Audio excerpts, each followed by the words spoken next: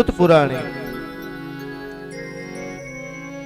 કથા કરતા કહે છે કે સૌનકાદી ઋષિઓ નારદજીને મળ્યા છે અને નારદજી મહારાજ કળિયુગનું વર્ણન કરે છે. કોઈ એક સમય નારદજી ફરતા ફરતા ગયા છે.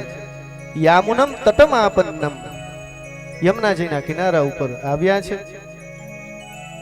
એ જગ્યાએ નારદજીએ શું જોયું તો કે એક સ્ત્રી જે યુવાન છે એના ખોળામાં બે વૃદ્ધ પુરુષો મસ્તક રાખીને સૂતા છે.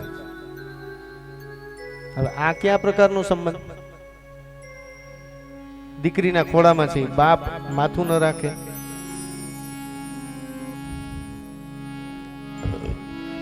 સ્ત્રી યુવાન છે અને પુરુષો વૃદ્ધ છે. નારદજી આશ્ચર્ય જોયું અને ત્યાંથી આગળ જવા ગયા.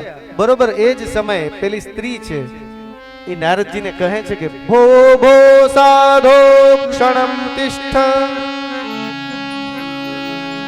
મચ્ચિંતામપિ નાશય દર્શનમ તવ લોકસ્ય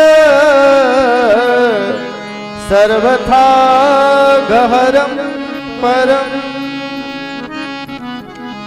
એ સાધુ, એ મહાત્મા, તિષ્ઠ, થોડી વાર માટે રોકાઈ જાઓ. તમે આવ્યા છો તો મારી એક ચિંતા છે, એ ચિંતાને દૂર કરતા જાઓ.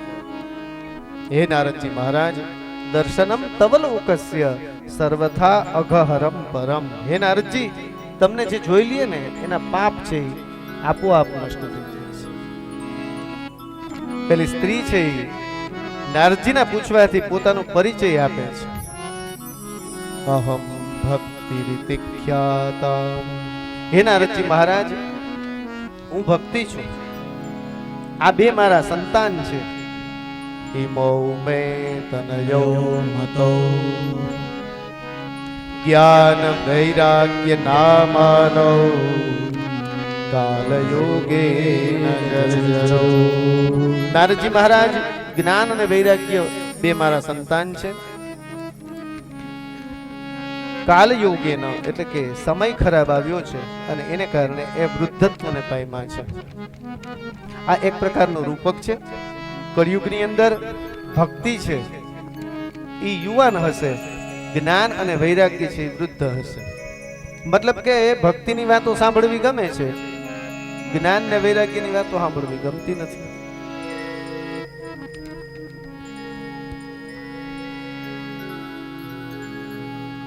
ભક્તિ મહારાણી કહે છે કે ફરતી ફરતી હું જ્યારે વૃંદાવનમાં આવી, હું પણ ગરડી હતી, પણ વૃંદાવનના સંયોગને કારણે આજે હું યુવાન છું, પણ જ્ઞાન અને વૈરાગ્ય હજી ગરડા છે.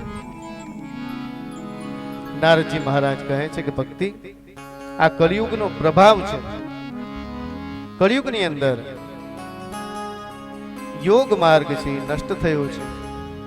કોઈ તપસ્વી નથી, કોઈ યોગી નથી. વિષયાંધ લોકો ભક્તિની ઉપેક્ષા કરે છે. આ વૃંદાવનને ધન્ય છે કે જ્યાં માં ભક્તિ છે એ યુવાન બની ગઈ.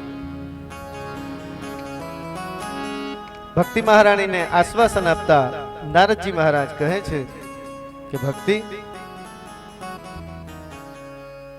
સત્ય, ત્રેતા, દ્વાપર અને કલિયુગ આ ચાર યુગ છે. પણ આ ચાર યુગની અંદર ભગવાન છે એ સરળતાથી મળે છે. કલિયુગની અંદર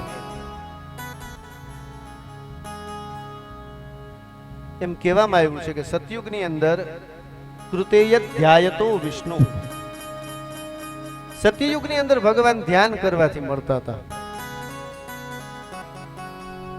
ત્રેતાયામ યજતો મખૈ. ત્રેતાયુગની અંદર ભગવાન યજ્ઞ કરવાથી મળતા હતા. દ્વાપરે હરિચર્યાયામ એટલે કે દ્વાપર યુગની અંદર ભગવાન તીર્થયાત્રા કરવાથી મળતા હતા. સતયુગમાં ધ્યાન કરવાથી, ત્રેતામાં યજ્ઞ કરવાથી, દ્વાપર યુગની અંદર તીર્થયાત્રા કરવાથી, પણ કળિયુગની અંદર ભગવાન સસ્તા થઈ ગયા. કળિયુગમાં ભગવાન કેવી રીતે મળશે? તો કહે છે કલૌ તત હરિકીર્તના. કળિયુગની અંદર ભગવાન હરિકીર્તન કરવાથી મળશે.